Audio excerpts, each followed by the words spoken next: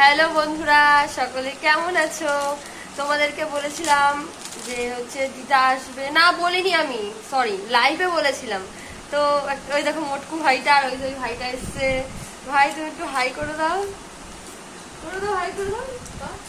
এই হাই করছো না, কেউ লজ্জা পাচ্ছে, তুমি একটু হাই করে দাও, তুমি একটু হাই করে দাও। বলছি কি আমি সব পারি না করতে।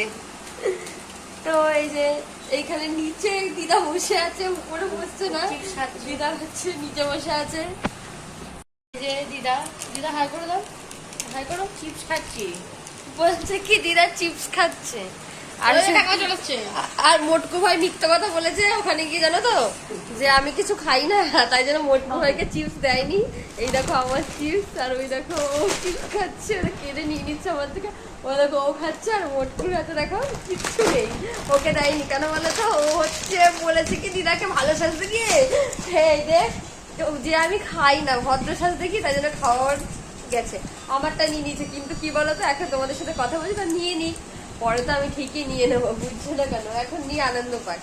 তো সবাই মিলে এসেছে বললাম তোমাদেরকে, পরে বিকালবেলায় বেরোবে, ওই যে অপূর্বদের বাড়িতে যাবে সবাই, আরো সবাই আসবে, তারপরে বিকালবেলা সবাই বেরোবে। তাই দিদা এসছে আর ওই ভাইটা এসছে, তারপর বিকালের দিকে সবাই আসবে আস্তে আস্তে। তো এইটুখানি ভিডিও, ঠিক আছে, সবাই তোমরা দেখো। হ্যালো বন্ধুরা, সকলে কেমন আছো? আমি ভালো আছি।